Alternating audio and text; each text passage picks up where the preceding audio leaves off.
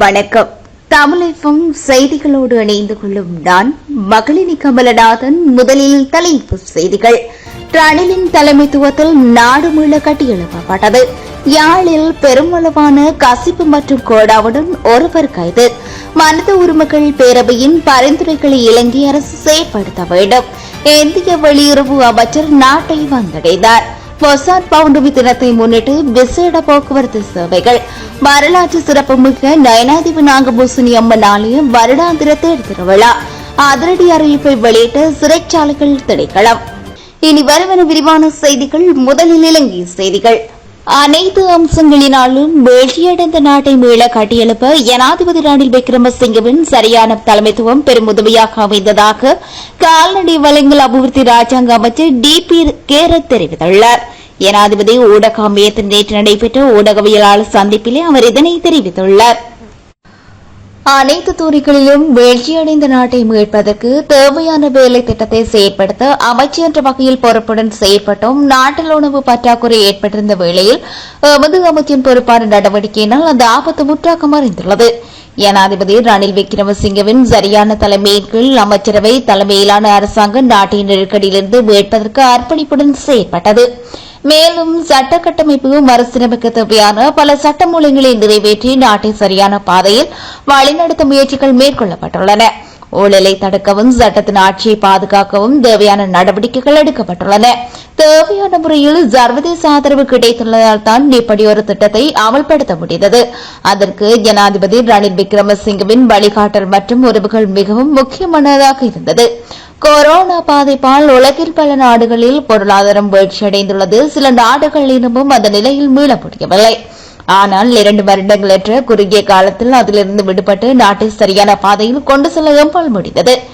சர்வதேச நாணய நிதியம் உள்ளிட்ட எமது நட்பு நாடுகளின் ஆதரவின் காரணமாக எரிபொருள் மற்றும் மின்சார நெருக்கடியிலிருந்து விடுபட்டு வரிசை யுகத்தை முடிவுக்கு கொண்டுவர முடிந்தது. ஜனாதிபதி தேர்தலை இலக்கு வைத்து எதிர்க்கட்சிகள் சிலர் நாட்டின் அபிவிருத்தி பணிகளை சீர்குலைக்கும் வகையில் பல்வேறு கருத்துக்களை வெளியிட்டுள்ளனர். அனுபவமற்ற தரப்புகளுக்கு நாட்டின் பொருளாதாரத்தை மீட்டெடுக்க சந்தர்ப்பம் வழங்கி நாட்டை மீண்டும் பாதாளத்துக்கு இழுத்துச் செல்வதா இல்லையா என்பதை மக்கள் சரியாக சிந்தித்து தீர்மானிக்க வேண்டும். ஜனாதிபதி என்ற வகையில் எந்த நாட்டில் எந்த ஒரு பிள்ளையும் பாதிக்கப்படக்கூடாது என்ற தீர்மானத்தை எடுத்துள்ளதாக ஜனாதிபதி ரணில் விக்ரமசிங்க தெரிவித்துள்ளார். மாணவர்களுக்கான புலமை பரிசல் வழங்கும் நிகழ்வு அலரி மாளிகையில் நடைபெற்ற குறித்த நிகழ்வில் கலந்து கொண்டு உரையாற்றும் போதே ஜனாதிபதி ரணில் விக்ரமசிங்கே இவ்வாறு தெரிவித்துள்ளார்.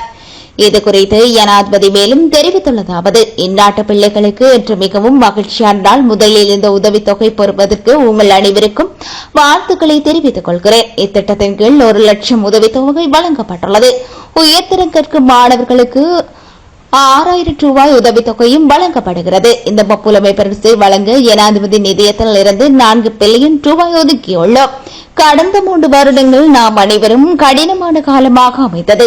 நாங்கள் அனைவரும் அவதிப்பட்டோம். உணவு இருக்கவில்லை. மாணவர்களுக்கு பாடசாலைகள் செல்வதற்கு போக்குவரத்து வசதி இருக்கவில்லை. இப்போது அந்த நிலைமையில்லை. ஜனாதிபதி என்ற வகையில் இந்த நாட்டில் பிள்ளைகள் துன்பப்படுவதற்கு இடமளிக்காதிருக்க தீர்மானித்தார். அதன்படி இந்த நாட்டை பொருளாதார ரீதியாக மீட்பதற்கு தேவையான வேலை திட்டம் நடைமுறைப்படுத்தப்பட்டுள்ளது. நாட்டை வங்குரோத்து நிலையிலிருந்து விடுவிக்க தேவையான திட்டத்தை செயற்படுத்தியுள்ளேன். இவ்வாறு ஜனாதிபதி ரணில் விக்ரமசிங்க தெரிவித்துள்ளார். மெகிந்தலையில் இடம்பெற்ற வாகன விபத்தில் 2 படுகாயமடைந்துள்ளதாக மெகிந்தலை போலீசார் தெரிவித்துள்ளனர்.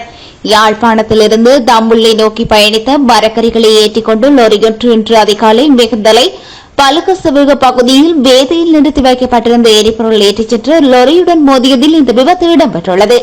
விபத்தின் போது லொரியில் 3 பயணித்ததாகவும் லொரியில் பயணித்த உதவியாளர் லொரியின் உரிமையாளரும் காயமடைந்துள்ளதாகவும் அவர்கள் அனுராதபுரம் போதனா வைத்தியசாலையில் அனுமதிக்கப்பட்டுள்ளதாகவும் தெரிவிக்கப்பட்டுள்ளது. லொரியின் சாரதியின் கவனியினும் காரணமாக இந்த விபத்துகள் இடம்பெற்றுள்ளதாக போலீசார் தெரிவித்துள்ளனர். மேலும் சம்பவம் தொடர்பான மேலதிக விசாரணைகளை மெகுந்தலை போலீசார் போக்குவரத்து பிரிவினர் மேற்கொண்டு வருகின்றனர். நாட்டை வந்தடைந்த இந்திய வெளிவிகார அமைச்சர் கலாநிதி S. ஜெய்சங்கர் சற்று முன் ஜனாதிபதி ரணில் விக்ரமசிங்கவை சந்தித்துள்ளார். இந்திய வெளிவிகார அமைச்சர் S. ஜெய்சங்கர் உத்தியோகபூர்வ விஜயம் மேற்கொண்டு இன்று காலை இலங்கை வந்தடைந்தார். இதன்போது கட்டுநாயக்க பண்டாநாயக்க சர்வதேச விமான நிலையத்தில் அவரை இலங்கையின் வெளிவிகார ராஜாங்க அமைச்சர் தாரக பாலசூரிய மற்றும் கிழக்கு மாகாண ஆளுநர் செந்தில் தொண்டமான் ஆகியோர் வரவேற்றனர். மேலும் இந்திய பிரதமர் நரேந்திர மோடியின் கீழ் புதிய அரசாங்கம் அமைந்த பிறகு ஜெய்சங்கரின் முதல் விஜயம் இதுவாகும். யாழ்ப்பாணத்தில் பெருமளவான கசிப்பு மற்றும் கோடாவுடன் ஒருவர் கைது செய்யப்பட்டுள்ளார். சுன்னாக போலீஸ் பிரிவுக்குட்பட்ட சுன்னாக புகையிரத நிலையத்துக்கு அருகாமையில் கசிப்பு உற்பத்தியில் ஈடுபட்ட நபரை இவ்வாறு கைது செய்யப்பட்டுள்ளார். கைதானவர் அளவட்டி பகுதியைச் சேர்ந்த 31 வயதுடையவர் என தெரிய வந்துள்ளது. இதேவேளை குறித்த நபர் கசிப்பு உற்பத்திக்கு பயன்படுத்திய உபகரணங்கள் 2 லட்சம் மில்லிமீட்டர் கோடா மற்றும் 1000 மில்லிமீட்டர் கசிப்பு என்பவற்றையும் போலீசார் கைப்பற்றியுள்ளனர். இந்நிலையில் மேலதிக விசாரணைகளின் பின்னர் குறித்த நபரை பல்லாக்க நீதிமன்றத்தில் முற்படுத்துவதற்கான நடவடிக்கைகளை போலீசார் முன்னெடுத்ததாக தெரிவிக்கப்பட்டுள்ளது. ஜெனீவாவில் நடைபெறும் மனித உரிமைகள் பேரவையின் 56வது அமர்வில் இலங்கை தொடர்பான இணை தலைமை நாடுகளின் அறிக்கை முன்வைக்கப்பட்டுள்ளது. கனடா, மலாவி, மொன்ட்ரோகுரோ, வடக்கு மசோடியா ஆகிய இராட்சி மற்றும் அமெரிக்கா ஆகிய நாடுகளினால் இந்த அறிக்கை முன்வைக்கப்பட்டுள்ளது. குறித்த அறிக்கையில் இலங்கை அரசாங்கம் தாம் வழங்கிய உறுதிமொழிகளை நிறைவேற்ற வேண்டும் என விசேடமாக வலியுறுத்தப்பட்டுள்ளது. மேலும் வலிந்து காணாமல் ஆக்கப்பட்ட மரணத்தினால் ஏற்பட்ட துன்பங்கள் மற்றும் அனைத்து சமூகங்கள் மீதான அதன் தாக்கத்தை நிவர்த்தி செய்வதற்கு இலங்கை அரசாங்கம் மனித உரிமைகள் பேரவையின் பரிந்துரைகளை செயல்படுத்த வேண்டும் எனவும் அதில் கோரப்பட்டுள்ளது. தீவிரவாத எதிர்ப்பு மற்றும் இணைய பாதுகாப்பு தொடர்பான சட்டங்கள் உட்பட இலங்கையினால் உருவாக்கப்பட்ட நடைமுறைப்படுத்தப்படும் எந்தவொரு புதிய சட்டமும் அனைவரது கருத்துக்கள் சுதந்திரத்தை பாதுகாப்பது உட்பட அதன் மனித உரிமைகள் கடமைகளை நிறைவேற்றுவது மிகவும் முக்கியம் எனவும் அந்த அறிக்கையில் தெரிவிக்கப்பட்டுள்ளது. அத்துடன் நீதித்துறை சுதந்திரம், நாட்டின் சட்ட நிறுவனங்களின் சுதந்திரம் மற்றும் வெளிப்படைத்தன்மை ஆகியவற்றை பாதுகாக்க வேண்டியதன் அவசியம் அந்த கடிதத்தில் வலியுறுத்தப்பட்டுள்ளது. அதே நேரம் யாழ்ப்பாணத்தில் உயர் பாதுகாப்பு வலயத்திலிருந்து காணிகள் விடுவிக்கப்படுவது வரவேற்கப்படுவதாகவும் குறிப்பிடப்பட்டுள்ளது. எனினும் இலங்கையில் வடக்கு மற்றும் கிழக்கில் காணி அபகரிப்பு தொடர்பான பதற்றங்கள், தன்னிச்சையான கைதுகள், ஒழுக்கற்ற தேடுதல்கள் மற்றும் தடுப்பு காவலின் போது மோசமான முறையில் நடத்தப்படல் போன்ற நிலைமைகள் குறித்து கரிசனை கொள்ள வேண்டியதாகவும் அந்த அறிக்கையில் சுட்டிக்காட்டப்பட்டுள்ளது. வசந்த் பௌர்ணமி தினத்தை முன்னிட்டு அனுராதபுரத்தின் புனித பூமியை வழிபட வரும் பக்தர்களுக்காக இன்று முதல் விசேட பேருந்து மற்றும் புகையிரத சேவைகள் முன்னெடுக்கப்பட்டுள்ளன. நாட்டின் பல்வேறு பகுதிகளிலிருந்து அனுராதபுரம் புனித பூமிக்கு வரும் பக்தர்களின் போக்குவரத்தை எளிதாக்கும் வகையில் பேருந்து மற்றும் புகையிரத சேவைகள் அமல்படுத்தப்பட்டுள்ளன. குறிப்பாக அனுராதபுரத்துக்கு வருகை தரும் மக்களுக்காக மேலதிக பஸ்களை சேவையில் ஈடுபடுத்த ஏற்பாடுகள் செய்யப்பட்டுள்ளதாக இலங்கை போக்குவரத்து சபையின் தலைவர் லலித் டி அல்பின் தெரிவித்துள்ளார். இதேவேளை பொசன் தினத்தை முன்னிட்டு 20,000 போலீஸ் உத்தியோகத்தர்கள் கடமையில் ஈடுபடுத்த உள்ளதாக போலீஸ் ஊடக பேச்சாளர் பிரதி போலீஸ் மா அதிபர் சட்டத்தரன் நிகால் தல்துவ தெரிவித்துள்ளார். வரலாற்று சிறப்புமிக்க நயனாதிபதி நாகபூசணி அம்மன் ஆலய வருடாந்திர தேர் திருவிழா இன்று ஆரம்பமாகியுள்ளது. கொடியேற்றத்தை முன்னிட்டு நேற்று மாலை சாதி கிரிகைகள் நடைபெற்றதுடன் இன்று அதிகாலை பூஜை வழிபாடுகளை தொடர்ந்து தேர் திருவிழா இடம்பெற்றுள்ளது. 15 நாட்கள் ஆரம்பமான மகோற்சவ திருவிழாக்கள் இன்று தேர் திருவிழா நடைபெற்று நாளை வெள்ளிக்கிழமை திருவிழா இடம்பெற்று மாலை கொடியேற்றத்துடன் மகோற்சவ திருவிழாக்கள் நிறைவு பெறவுள்ளன. இதேவேளை ஆலயத்துக்கு செல்லும் பக்தர்கள் நலன் கருதி இம்முறையும் யாழ்ப்பாணம் கொரியேட்டுவான் இடையில் விசேட பேருந்து சேவைகளும், கொரியேட்டுவான் தொடக்கம் நயனாதீவு இடையில் விசேட படகு சேவைகளும் இடம்பெறுகின்றன. அத்துடன் நமது சுரபி அன்னதான மண்டபத்தில் பக்தர்களுக்கு அன்னதானம் இடம்பெறுவதுடன் ஆலய சூழல்களில் பக்தர்களின் நலன் கருதி ஆம்புலன்ஸ் செஞ்சிலுவை சங்கம், மக்கள் நலம்புரி சங்கம் உள்ளிட்டவற்றின் தொண்டர்களும் சேவைகளும் இடம்பெறுகின்றதும் குறிப்பிடத்தக்கது. தொழிற்சங்க நடவடிக்கைகளில் ஈடுபடும் அதிகாரிகளுக்கு எதிராக கடுமையான ஒழுக்காற்று நடவடிக்கைகள் எடுக்கப்படும் என சிறைச்சாலைகள் திணைக்களம் தெரிவித்துள்ளது.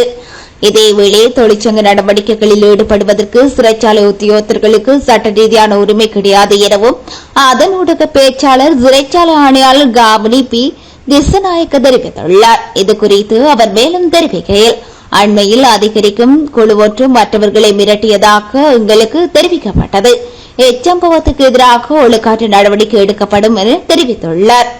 நாட்டில் இன்று மேல் ஜாப்ரகமுவ மற்றும் வடமேல் மாகாணங்களிலும் காலி, மாத்தறை, கண்டி மற்றும் நுவரெலியா மாவட்டங்களிலும் அவ்வப்போது மழை பெய்யும் என எதிர்பார்க்கப்பட்டுள்ளது. அத்துடன் மேல் மற்றும் ஜாப்ரகமு மாகாணங்களில் சில இடங்களில் 75 மில்லிமீட்டருக்கு அதிகமான ஓரளவு பலத்த மழைவீழ்ச்சி எதிர்பார்க்கப்படுகிறது. இதேவேளை மத்திய மலைநாட்டின் மேற்கு சரிவு பகுதிகளிலும் வடக்கு வடமத்திய மற்றும் வடமேல் மாகாணங்களிலும் திருகோடுமலை, ஹம்பாந்தோட்டை மற்றும் மொனராகலை மாவட்டங்களிலும் அவ்வப்போது மணித்தியாலத்துக்கு 40 தொடக்கம் 50 கிலோமீட்டர் வரையான வேகத்தில் பலத்த காற்று வீசக்கூடிய சாத்தியம் காணப்படுகிறது. நாடாளுமன்றத்தில் முன்வைக்கப்பட்டுள்ள 2 சட்டமூலங்களை அகில பௌத்த காங்கிரஸ் விமர்சித்துள்ளது. பெண்கள் அதிகாரம் அளிக்கும் சட்டமூலம் மற்றும் பாலின சமத்துவ சட்டமூலம் என்பன தொடர்பிலே இந்த விமர்சனம் வெளியாகியுள்ளது. இந்த சட்டமூலங்கள் நிறைவேற்றப்பட்டால் உள்ளூர் கலாச்சாரம், நெறிமுறைகள் மற்றும் விழுமியங்கள் பாரிய பிரச்சினை எதிர்கொள்ளப்படும் என காங்கிரஸ் எச்சரித்துள்ளது. மரக்கறிகள், பழங்கள் மற்றும் அறுவடைக்கு பின்னரான பாதிப்பு குறைவடைந்துள்ளதாக விவசாய அமைச்சு தெரிவித்துள்ளது. இலங்கையில் பயிர் செய்யப்படும் பழங்கள் மற்றும் மரக்கறிகளின் அறுவடையின் பின்னர் ஏற்படும் பாதிப்பை குறைத்துக் கொள்வதற்குரிய பரிந்துரைகள் மற்றும் நடைமுறைகள் பின்பற்றப்பட்டதாக தெரிவிக்கப்பட்டுள்ளது. இதன் மூலம் அறுவடைக்கு பின்னரான பாதிப்பு 25% குறைவடைந்துள்ளதாக கூறப்பட்டுள்ளது. எனவே இந்த பரிந்துரை மற்றும் நடைமுறைகளுக்குரிய வகையில் தொடர்ந்தும் பின்பற்றும் பட்சத்தில் பழங்கள் மற்றும் மரக்கறிகளின் அறுவடைக்கு பின்னராக பாதிப்புகளை குறைத்துக் கொள்ள முடியும் என விவசாய அமைச்சு குறிப்பிட்டுள்ளது. முல்லைத்தீவு மாவட்டத்தில் பல முதன்மை வீதிகள் காடுகளுக்கூடாகவே காணப்படுகின்ற நிலையில் காட்டு யானைகள் வீதிகளில் குறுக்கே செல்கின்ற பாதைகள் இனங்கண்டு அவற்றை வீதியில் அடையாளப்படுத்த வேண்டிய தேவை சம்பந்தப்பட்ட திணைக்களத்துக்கு உண்டு. குறிப்பாக முல்லைத்தீவு மாவட்டத்துக்கு புதிதாக வரும் பயணிகள் மாங்குளம் தொடக்கம் கொக்காவில் வரையான A9 வீதி மற்றும் மாங்குளம் தொடக்கம் ஒட்டிசுட்டான் வீதி, ஒட்டிசுட்டான் முள்ளியவளை வீதி, முள்ளியவளை களிக்காடு ஊடாக நெடுங்கணி வீதி, நெடுங்கணி ஊடாக ஒட்டிசுட்டான் வீதிகளில் காட்டு யானைகள் இரவு நேரங்களில், பகல் நேரங்களில் வீதியை கடந்து செல்வதை காணக்கூடியதாக இருப்பதாக மக்கள் விசனம் தெரிவித்துள்ளனர். மொட்டு கட்சிக்கான மக்கள் ஆதரவு குறையவில்லை என ராஜாங்க அமைச்சர் சாந்த பண்டார தெரிவித்துள்ளார். நாட்டின் 69 லட்சம் மக்கள் இன்னமும் ஸ்ரீலங்கா பொதுஜன முன்னணியுடன் இருக்கிறார்கள் என அவர் குறிப்பிட்டுள்ளார். 69 லட்சம் மக்களை தங்களது சட்டவைக்குள் போட்டுக் கொள்ள எவராலும் முடியாது. அவ்வாறு நினைத்திருந்தால் அவர்களுக்கு அது வெறும் கனவாகவே அமையும் என சுட்டிக்காட்டியுள்ளார். அனைத்து அரசியல் கட்சிகளும் தலைவர்களும் அந்த மக்களுக்கு உரிமை கொண்டாடுவதில் ஆர்வம் காட்டி வருவதாக தெரிவித்துள்ளார். கட்சிக்கான ஆதரவு குறிப்பிட்டுள்ள வீழ்ச்சியடைந்துள்ளது என்பதனை ஒப்புக்கொள்வதற்காக தெரிவித்துள்ளார். மொட்டு கட்சியினர் வேறு ஒரு தரப்பில் இணைந்து கொள்ளவில்லை என அவர் சுட்டிக்காட்டியுள்ளார். இனி வருவன இந்திய செய்திகள். தமிழ்நாட்டின் கள்ளக்குறிச்சியில் கள்ளச்சாராயம் அருந்திய நிலையில் இதுவரை 35 பேர் பலியாகியுள்ளதாக இந்திய ஊடகங்கள் செய்தி வெளியிட்டுள்ளன. குறித்த சம்பவத்தில் நேற்று முன்தினம் 18 பேர் பலியாகியுள்ளதாக தெரிவிக்கப்பட்ட நிலையில் தற்போது உயிரிழந்தோரின் எண்ணிக்கை 35 அதிகரித்துள்ளது. 80 பேர் வரை கள்ளக்குறிச்சி புதுச்சேரி மருத்துவமனையில் சிகிச்சை பெற்று வருகின்றனர். அதில் 10 பேரின் நிலைமை கவலைக்கிடம் என்றும் அறிவிக்கப்பட்டுள்ளது. இலங்கை கடற்படையால் கைது செய்யப்பட்டுள்ள அனைத்து மீனவர்கள் மற்றும் அவர்களது படகுகளை மீட்க நடவடிக்கை எடுக்க வேண்டும் என மத்திய வெளியுறவு அமைச்சர் ஜெய்சங்கருக்கு முதலமைச்சர் மு க ஸ்டாலின் கடிதம் எழுதியுள்ளார். குறித்த கடிதத்தில் புதுக்கோட்டை மாவட்டம் கோட்டைப்பட்டினம் மீன்பிடி துறைமுகத்திலிருந்து இழுமை படகில் மீன்பிடிக்கச் சென்று தமிழ்நாட்டைச் சேர்ந்த 4 மீனவர்கள் இலங்கை கடற்படையினால் கைது செய்யப்பட்டு அவர்களது மீன்பிடி படகுகளும் கைப்பற்றப்பட்டுள்ளதாக சுட்டிக்காட்டியுள்ளார். இத்தகைய சம்பவங்கள் மீனவர்களின் வாழ்வாதாரத்தை சீர்குலைப்பதோடு மட்டுமல்லாது மீனவ சமுதாயத்தினரிடையே அச்ச உணர்வையும் நிச்சயமற்ற தன்மையை ஏற்படுத்துவதாக கவலை தெரிவித்துள்ளார். இலங்கை அரசின் கட்டுப்பாட்டில் தற்போது 15 மீனவர்களும் 162 மீன்பிடி படகுகளும் உள்ளதாக கடிதத்தில் சுட்டிக்காட்டியுள்ளார். எனவே இலங்கை கடற்படையினரால் கைது செய்யப்பட்ட தமிழ்நாட்டு மீனவர்களை அவர்களது மீன்பிடி படகுகளை உடனடியாக விடுவிக்க உரிய தூதரக நடவடிக்கைகள் மூலம் இலங்கை அரசை வலியுறுத்த வேண்டும் என்று முதலமைச்சர் மு க ஸ்டாலின் மத்திய வெளியுறவுத்துறை அமைச்சர் ஜெய்சங்கரை தனது கடிதத்தில் கேட்டுக் கொண்டுள்ளார். இனி வருவன உலக செய்திகள்.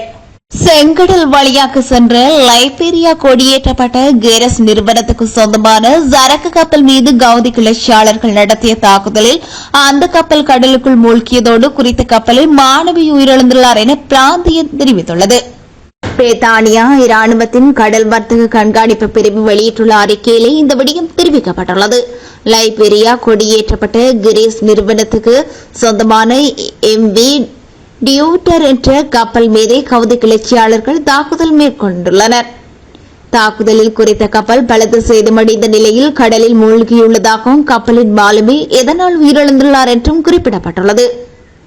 அமெரிக்காவின் லாஸ் வேகாஸ் பாலைவனம் அருகே மர்மமான ஒற்றைக்கல் தூண் திடீரென தோன்றி சர்ச்சையை ஏற்படுத்தியுள்ளதாக தெரிவிக்கப்படுகிறது. தன்னார்வ தேடல் மற்றும் மீட்பு பிரிவின் உறுப்பினர்கள் பாலைவனத்தில் பாதிக்கப்பட்டிருந்த அந்த தூணை முதல் முறையாக கண்டுபிடித்துள்ளதாக தெரிவிக்கப்பட்டுள்ளது. ஆனால் அந்த மர்ம தூணானது எங்கிருந்து கொண்டுவரப்பட்டது என்பது தொடர்பில் தகவல் எதுவும் கிடைக்கவில்லை என போலீசார் கூறியுள்ளனர். மேலும் சமூக ஊடக பயனாளர்கள் இந்த மர்மத்துக்கு விளக்கமாக காண வேண்டும் என்று கேட்டுக் கொண்டுள்ளனர்.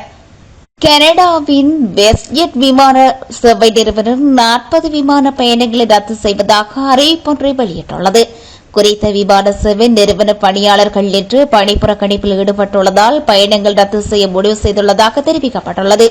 இவ்வாறு விமான பயணங்கள் இடைநிறுத்தம் செய்யப்படுவதனால் சுமார் 6500 பயணிகள் பாதிக்கப்படுவதாக கூறப்படுகிறது. இந்நிலையில் தொழிற்சங்கம் எடுத்த கோரிக்கைகளுக்கு உரிய பதில் கிடைக்காத காரணத்தினால் விமான சேவை நிறுவன பணியாளர்கள் போராட்டத்தில் ஈடுபட்டுள்ளதாக அறிவித்துள்ளமை குறிப்பிடத்தக்கது. இத்துடன் செய்திகள் இனிதே நிறைவு பெறுகின்றன. நேயர்கள் இதுவரை இணைந்திருந்தது தமிழகமின் பிரதான செய்தி அறிக்கையோடு.